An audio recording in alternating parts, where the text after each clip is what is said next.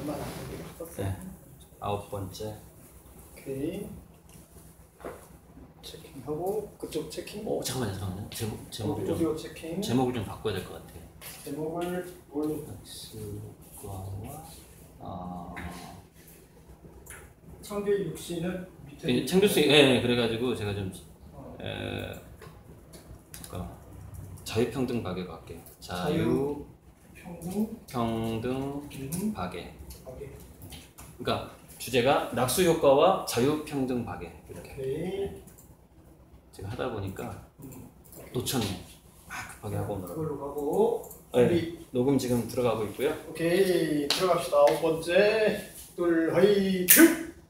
안녕하세요. 고리들 작가의 보이는 칼럼 고영훈의 보컬 9번째 시간 시작합니다. 지금 제가 개성과 창조성에 대한 칼럼을 해설하고 있는데요. 이번 9번째 주제는 낙수 효과와 자유평등 박애입니다. 자유평등 박애 많이 들어보셨죠? 네, 프랑스 국기에 있는 그 색깔 블루, 화이트, 레드. 네. 뭐가 뭔지는 좀 검색해 보시고요. 그래서 제가 첫 번째는 제가 이제 이 개성과 창조성을 얘기하는 5번째 칼럼에서 이렇게 얘기했잖아요. 우리 DNA 얘기를 했거든요. 그러니까 그거는 진화 심리학, 진화 생물학적인 이야기를 했거든요. 그래서 저는 낙수 효과는 불가능하다는 얘기를 먼저 꺼내고 싶어요. 그러니까 우리가 70년대, 80년대 우리나라 대기업들이 국가의 비호를 받으면서 그렇게 성장을 해왔잖아요. 지금까지 1세, 2세, 3세. 근데 그때 대기업의 성장과 함께 우리 대다수의 국민들도 다 잘 살게 됐거든요. 경제 성장기였기 때문에 그런 겁니다. 그거는 어찌 보면은 낙수 효과가 아니었을 수도 있어요. 다 같이 그냥 그렇게 그런 구조 속에서 다 같이 성장하는 효과였던 거죠. 그러니까 경제 성장기에 그냥 효과였던 것이죠. 근데 다시 이제 경제가 축소기로 오고 저성장기로 들어가면서 우리가 보는 현상은 뭐죠? 돈을 벌 수 있는 어떤 수단을 많이 가진 곳에서 돈을 축적하는 것들을 볼 수 있죠. 그러니까 그 낙수 효과라는 것은 말은 참 좋은데 원래 인간의 본성상 경제적인 동물, 기업도 경제적인 동물에 속하거든요. 경제적인 동물들이 원래 할 수 있는 일이 아닙니다. 낙수 효과. 이거는 성인 군자나 이렇게 뭐 신앙인들이나 굉장히 착한 사람들이 하는 것이 낙수 효과지 원래 기본적인 인간들에게 낙수 효과를 기대할 수 없다. 저는 그렇게 봅니다. 자, 그래서 더욱 중요한 것은 무엇이냐? 박애 정신이 굉장히 중요해졌다는 것이죠. 이 시대는. 그러니까 제가 저번 8편의 주제가 요셉 보이스의 사회조각이었잖아요. 우리 사회가 지금 아름답게 조각되려면요, 제가 다양성을 바탕으로 인성과 창의성이 만들어진다고 그랬죠. 그리고 그 창의성이 결국에 문제 해결 능력이라는 것이 됐을 때 그 문제 해결 능력이 우리 사회에 가져다 주는 것, 그 다음에 창의성이 이제 문화 다양성으로 표출이 됐을 때 굉장히 뭔가를 잘 놀고 잘 즐기는 그런 BTS, 방탄소년단 같은 그런 인물들이 우리나라에서 많이 나와줬을 때 그것이 경제력이 되잖아요. 그러니까 창의성이 경제력이 되어야 하는 그런 부분하고 우리나라의 경우에 그런 부분하고 또 그렇게 해서 돈이 많아진 사람들이 어떤 박애정신을 갖고 또 기부하는 문화 이런 방식이 활성화가 돼야만이 지금 사회조각이 아름답게 가능하지 않을까 이런 생각이 들거든요. 그러면서 제가 이제 칼럼에서 자주 또 강의에서 자주 사용하는 말인데 우리가 자유평등 박애가 적용돼야 될 분야가 각각 따로 있다라는 겁니다. 자, 평등은요 정치에 적용돼야 되는 어떤 가치예요. 그다음에 박애는 바로 경제, 즉 기업에 적용돼야 될 가치가 바로 박애 정신입니다. 원래 기업의 출발 자체가 박애 정신으로 출발을 했어요. 저 옆 동네에서 나는 소금이 많은데 저 옆 동네는 사슴이 많대, 사슴고기가 많대. 저 산동네고 나는 바닷가인데 그럼 저 사람들은 사슴고기를 어디서 찍어 먹냐 이거예요. 소금에다 찍어 먹어야 되는데 그럼 내가 소금 좀 갖다 줄까? 하고 갖다 줬더니 사슴 한 마리를 주는 거야. 사슴 한 마리를 가져와서 또 동네에서 잔치를 벌였어. 이런 방식의 우리 물물교환 경제라는 것이요. 지금 경제 개념으로 해석하면 안 됩니다. 그 당시에 물물 교환이라든가 여러분 그 서양인들이 그 아메리카 대륙 정복 걸어갔을 때 그 원주민들이 옥수수를 선물로 막 주잖아요. 판매 개념이 아예 없었어요. 그러니까 그래서 인디언들이 굉장히 그 이해하지 못하고 인디언 추장이 남긴 말이 있잖아요. 땅을 팔라고 하니까 그 미국인들이 그 인디언들의 땅을 돈 주고 사겠다고 하니까 아니 땅을 어떻게 팔아요? 엄마를 당신들은 파나요? 이렇게 얘기하잖아요. 옛날에 원래 물물 교환 경제라는 것은 경제라는 말을 붙일 수가 없어요. 전부 선물 대 선물이었어요. 주고받는. 그러니까 원래 경제와 기업 자체가 박애 정신에서 출발했다는 것이고 다시 박애 정신으로 돌아가야 되는 것이죠. 그다음에 정치라는 것이 정치가 왜 출발하죠? 여러분 그 패트리어트라는 거 영화 보면은 멜 깁슨이 주연했죠. 영국의 그 차별적인 지배를 미국이 받잖아요. 그리고 거기서 이제 독립전쟁이 일어나는 것에 대한 것이었죠. 그 왜 독립전쟁을 만들고 민주화 정부를 만들죠? 왜 정치를 시작하죠? 불평등을 해소하겠다는 거 아닙니까? 불평등을 해소하겠다고 해서 그런 어떤 국가들이 생겨나게 되는 겁니다. 우리가 어떤 해모수와 고주몽의 고구려의 그 건국 스토리를 봐도 민족적인 불평등을 해소하기 위해서 국가를 만들어요. 그게 정치의 시작이죠. 자, 교육은 뭡니까? 이제 교육은 어떻게 돼야 되는 겁니까? 바로 자유가 교육에 적용이 돼야 되는 겁니다. 자유가. 교육에서 여러분, 교육에서 평등이, 그래서 지금 현재 공교육 자체가 교육에 평등이 많이 들어가 있죠. 여기서 자연스럽게 제가 지금 수월성 교육과 평준화 교육 말고 제3의 길은 없는가, 이걸로 넘어가야 되는데, 제가 지금까지 칼럼 해설 강의에 사실 제3의 길을 그 대안을 제시했어요. 무슨 얘기냐면은 수학이라는 한 과목에서 1등, 1, 2, 3, 4등을 나누지 말고 수학을 사랑하는 애들이 수학을 공부하게 하자는 거예요. 학교에서. 그게 다양성이에요. 교육 다양성입니다. 다양성. 근데 교육 다양성은 자연스럽게 수월성 교육과는 자연스럽게 연결이 됩니다. 그럼 평준화 교육은 안 되는 거 아니냐? 근데 이 평준화를요, 평준화라든가 뭐 그렇게 오해하시면 안 됩니다. 또는 단일화, 이렇게 오해하시면 안 돼요. 이 평준화 교육이라는 것은 이렇게 보시면 이 말이 더 어울릴 것 같아요. 평범화 교육이다. 즉 모든 사람들이 자기가 좋아하는 콘텐츠와 문화예술 이런 어떤 스토리 같은 것들을 자기가 좋아하는 것을 그냥 평범하게 즐길 수 있도록 해주는 평범화 교육이죠. 그래서 수월성 교육과 보편 교육이 저절로 해결되는 것이 이제 다양성을 기반으로 한 동아리형 교육이다. 이게 제3의 길이다. 저는 그렇게 생각을 하고 있거든요. 제가 지금 개성과 창조성에 대한 칼럼을 해설하고 있기 때문에 이 교육에 있어서의 제3의 길은 너무나 중요한 겁니다. 왜냐면 우리 사회 회복 탄력성이라든가 사회 전반적인 신뢰자본, 자존감의 문제라든가 직접적으로 우리가 가장 깊은 영향력을 줄 수 있는 아주 유연한 두뇌를 기르면서 깊은 영향력을 줄 수 있는 게 바로 교육이기 때문에 제가 이제 수월성 교육과 평준화 교육에 이걸 어떻게 대안으로 우리가 제3의 길을 찾아볼 것인가 굉장히 중요한 것이죠. 자, 다양성에 있어서 자유평등 박애에 있어서 최근에 페미니즘 문제로 이제 이 9번째 복화를 좀 마무리 짓고 싶은데 여러분 그 페미니즘을 주장하는 것에 원래 기원이 있습니다. 이게 뭐냐면은 예전에요 이런 게 있었거든요. 15kg짜리 그때 소방관이었나? 소방관 채용 시험에서 무슨 공장에서 여자들을 취업을 안 시켜줬어요. 그 노동계에서 취업을 안 시켜줘가지고 거기서 이제 그 여성들을 떨어뜨리기 위해서 만든 게 뭐였냐면 15kg짜리 무슨 가방 같은 거예요. 이것을 한 손으로 들 수 없으면 우리 회사에서 일할 수 없다. 이렇게 한 거죠. 남자들이 이제 쉽게 이게 15kg짜리 한 손으로 딱 들어요. 가볍게 딱 드는데 못 드는 여자들이 많긴 하죠. 그런데 드는 여자도 또 많아요. 그쵸? 이걸 어떻게 이제 이런 것들이 여성들도 남성이 하는 일을 할 수 있다. 이제 이런 운동들이 막 일어나고 그게 페미니즘이라는 이름이 붙기 시작해요. 그래서 특히 이제 세계대전이 터졌을 때 수많은 남자들이 이제 그 전쟁터로 끌려갔을 때 뭐군요. 공장에서 끌려갔을 때 공장에서 인부들이 부족하니까 15km 이거 가방 치우고 아무나 와서 일하세요 했어요. 그랬더니 잘 동하는 거예요, 공장이. 그래서 거기서 그때 고정관념이 깨지기 시작했죠.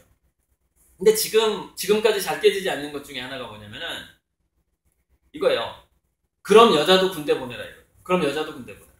그럼 여성들이 얘기하죠.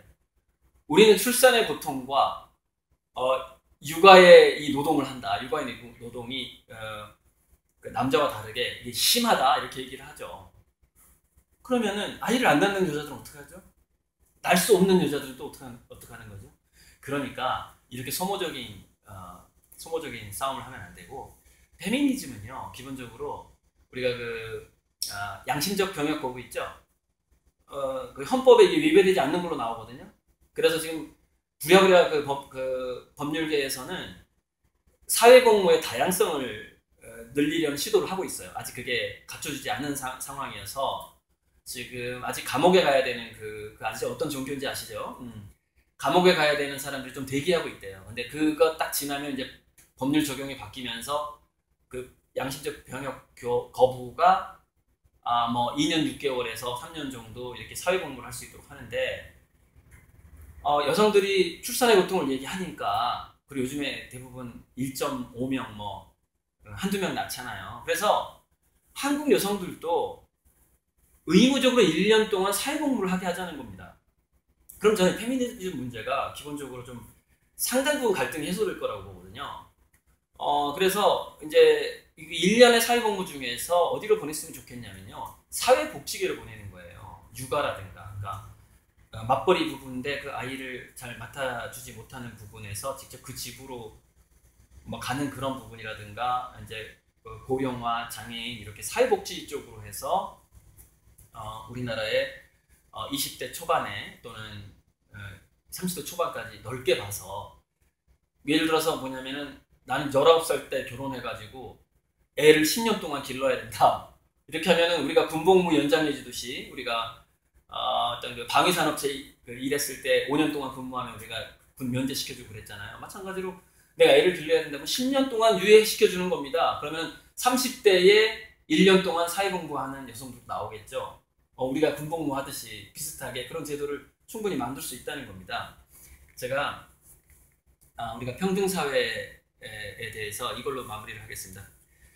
미주리대 연구팀, 제가 저번 칼럼에서 잠깐 얘기했는데, 미주리 대학에서 67개국 47만 명을 분석했더니 재밌는 게 나와요. 그 사회가 평등할수록 여성은 더욱 여성적인 일을 하게 되고요, 남성은 더욱 남성적인 일을 하게 되더라는 겁니다. 예를 들어서 핀란드 같은 경우에는 이공계를 가고자 하는 여성의 비율이 20% 정도가 나오는데, 한국은 아직 그 남녀평등 사회가 아니죠. 그래서 한국은 27% 정도가 이공계를 지원을 하는 걸로 나옵니다. 그러니까 제가 이 칼럼의 주제가 뭐냐면 개성과 창조성에 대한 칼럼이란 말이에요. 무슨 얘기냐면은 사회가 더 다양성을 인정하는 평등사회가 되었을 때 그 사회 전체 구성원들은요 더더욱 자기 개성을 찾게 됩니다. 더더욱 자기 DNA하고 자기의 그 본성에 맞는 직장을 찾게 된다고요. 그래서 정말 자기 본성에 맞는 직장을 찾을수록 그 일을 즐기게 되는 확률이 높겠죠. 즉 공자가 예전에 말했던 낙지자의 확률이 올라가겠죠. 그 일을 즐기겠죠. 그때 창조성은 최고로 발휘되기 시작하는 겁니다.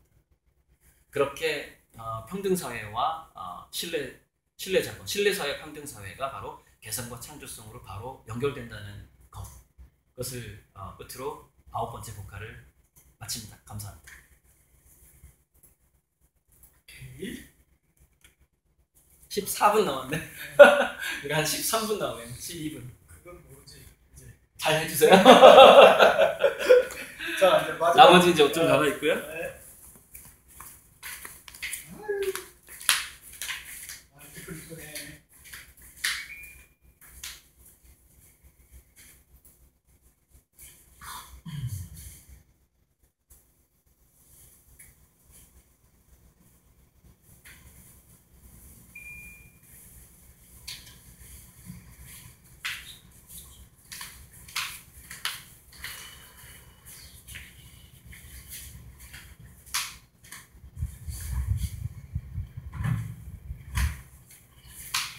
아시는 게 네. 조명이 아주 조명이 일단 일마도 조명 저도 얘기 잘 해봐야 돼. 스팟 조명 두개 있어야 되는데. 여기 같은 이제 공간이기 때문에 하나 정도만 있어도 그래서 싹 틀려져 버려. 근데 사실 두 개 있어야 돼요. 아이 당연하지. 두 개 하든. 그렇게 보면 카메라도 정확하게 세 개. 하나, 둘, 셋, 넷, 다섯. 여섯 개 맞죠? 떨려. 아니야 잘하고 있어. 아니 또 안 했을까 봐. 자, 전 돼가고 있고. 자 스탠바이. 녹음 들어갔고요.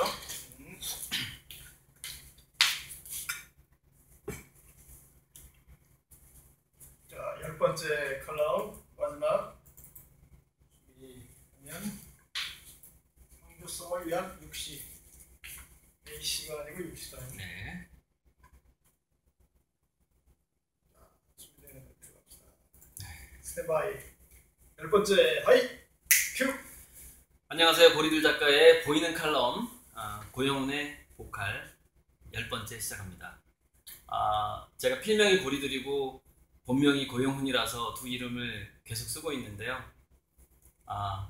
좀 그렇게 계속 쓰고 있습니다. 네.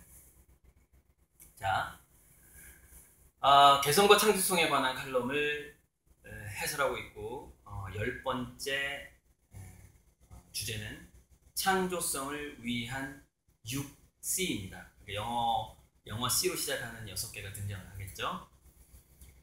결국 우리가 제가 지금까지 우리 사회에 문화 다양성이 지금 현재 굉장히 필요하고 그 문화 다양성을 기반으로 평등과 우리가 평등, 정치적 평등, 어떤 차별 금지 그런 것들이 도입이 돼야 되고 그다음에 교육에 있어서 특히 수월성과 어떤 보편 교육을 동시에 잡을 수 있는 그 다양성 교육이 필요하다.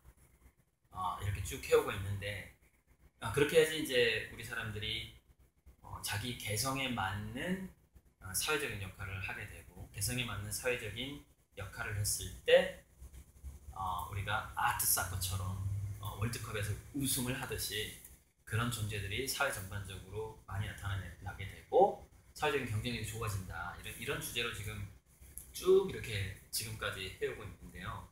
6개의 C를 좀 볼게요. 영어로는 이렇게 됩니다. Convergence, 융합이죠. 그다음에 Culture, 문화, Communication, 소통, Character, 이거는 인성입니다. 인성 또는 특성, 개성 같은 거죠. Curiosity, 호기심입니다. 그다음에 Challenge, 도전이에요. 근데 이 6개가 창조성을 위해서 피라미드 구조를 갖고 있어요. 피라미드 구조를 갖고 있는데 우리 사회가 저번 9번째 보컬에서 제가 8번째, 9번째 보컬에서 신뢰 자본이 너무나 소중하다. 신뢰 자본이 있어야지 사람들은 회복 탄력성이 생기고 그래서 두 가지 R&D가 된다. 연구 개발도 되고 합리적인 의심을 자꾸 던지는 그런 사회가 된단 말이죠. 누구 눈치 보지 않고 그럼 사회가 점점 더 정화되고 탄탄해지는 것이거든요. 그러니까 여기서 reasonable doubt라는 것이 reasonable doubt와 합리적인 의심을 자꾸 던질 수 있고 연구 개발을 할 수 있는 것이 어떤 모험을 할 수 있는 그런 도전 정신, 그게 바로 챌린지입니다. 챌린지. 근데 챌린지는 도전인데 그게 좀 마지막에 나와요. 마지막에. 그래서 우리가 제가 이제 6개 C 중에서 순서대로 피라미드로 여기 지금 제가 전 도표를 보면서 그림을 보면서 지금 얘기를 하고 있는데요. 이런 게 있어요. 가장 먼저 그 전제 조건은 그 바로 컬처입니다. 문화예요. 지속적으로 제가 10편의 보컬을 찍으면서 베이스로 가장 그 기반으로서 가장 강조하는 게 바로 문화입니다. 다양성이 포용되는 풍부한 문화죠. 근데 그 문화가 뭐를 만들게 되냐면 바로 인품, 성품, 개성, 인성 이런 것들을 만들어요. 그게 바로 캐릭터예요. 그러니까 문화가 없이는 좀 구조주의적인 입장이라고 보죠. 보는데 어떤 그 사회의 패러다임이 그 사회의 그 세계관과 가치관이 그 구성원들의 인성과 개성을 좌우하는 힘이 그만큼 강한 겁니다. 굉장히 강해. 우리 두뇌 자체가 그래요. 자, 문화가 캐릭터를 만들죠. 성품을 만들죠. 그러면서 그 캐릭터를 바탕으로 뭐가 이루어지게 되냐면은 융합과 소통이 이루어집니다.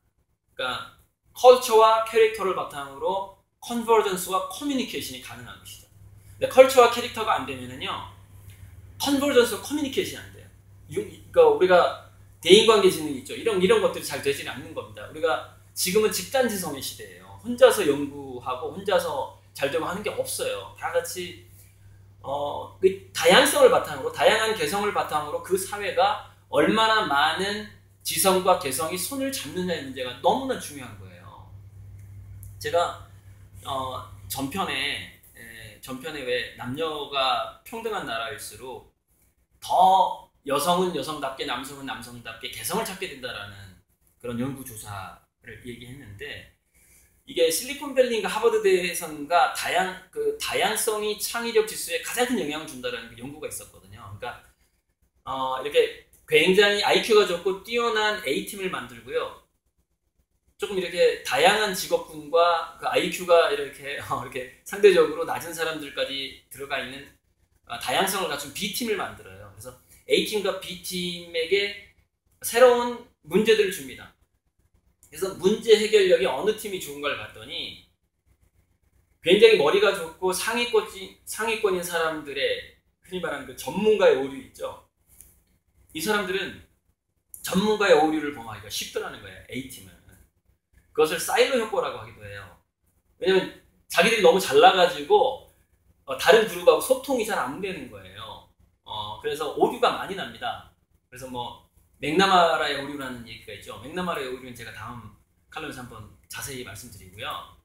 자, B팀은 다양하기 때문에 서로 보지 못한 것들을 챙겨주는, 여기는 물론 신뢰 자본이 바탕이 되겠죠. 그래서 훨씬 다양한 걸로 나옵니다. 점수가. 이런 실험도 있었어요. 자, 그래서 다양하고 풍부한 문화 속에서 그 서로 신뢰 자본이 형성되면서 각각의 그 남녀 평등 사회에서 각각의 개성을 찾으면서 그런 캐릭터들이 서로 융합을 하면서 소통을 하게 되는 것이죠. 이 네 가지 C가 다 나오게 됩니다. 그런데 바로 이렇게 융합하고 소통하는 과정에서 더욱더 꽃을 피우게 되는 것 중에 하나가 바로 호기심입니다. Curiosity. 호기심이라는 것은요, 흔히 말해서 우리 슈페터가 말한 어떤 창조적인 파괴의 씨앗이라고 볼 수가 있습니다. 여러분, 호기심이 많은 사람들이 그 사회에 많을수록 창조적인 파괴가 일어나는 겁니다. 슈페터가 이렇게 얘기했죠. 창조적인 파괴가 없이는 자본주의는 종말을 맞는다. 끝난다라는 거예요. 계속해서 새로운, 그러니까 저는 이 현대 축소경제를 하고 있는 자본주의가 죽을 거라고 보지는 않아요. 단지 자본의 형태가 바뀌는 것이죠. 자본이 돈이나 달러에서 다른 걸로 바뀌는 겁니다. 물질계에서 비물질계로 가는 것이죠.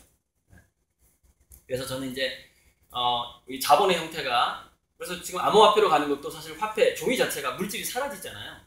어떤 정보로 바뀌어버리죠. 이게 물질계에서 비물질계로 가는 그 새로운 우리가 자본주의를 맞는 과정인데, 그 과정에서 저는 그림이라든가 문화 다양성으로부터 나오는, 예를 들어 음원이라든가 BTS 음원이라든가 문화 다양성으로부터 나오는 심리적인 가치, 정신적인 가치를 가지고 있는 이런 다양한 것들이 금을 대체할 거라고 보고 있어요. 그 과도기가 저는 한 50년에서 100년을 갈 거라고 보고 있습니다. 즉 블록체인이 완벽하게 완성되는 시기는 약 80년 정도 걸릴 거다. 저는 그렇게 봅니다.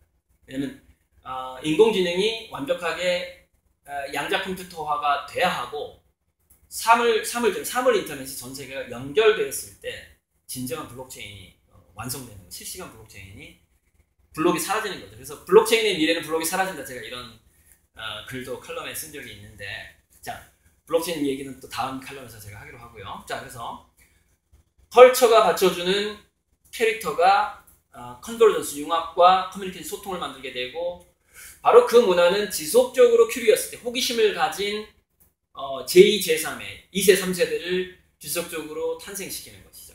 그러면서 이 지구촌이 굉장히 재미있는 곳, 그리고 망하지 않는 것으로 다양한 가치가 공존하면서 핵무기를 가지고 장난질을 친다거나 이런 일들이 사라지게 되는 것이죠.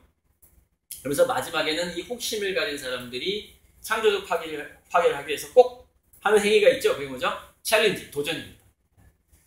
호기심과 도전을 꽃피우기 위해서 우리가 축구할 때도 과감한 패스 자체가요. 제가 도파민 축구 칼럼에서 도파민이 충만할 때 과감한 패스를 하게 돼서 상대편 수비수한테 공을 빼앗기지 않게 된다는 얘기를 한 적이 있어요.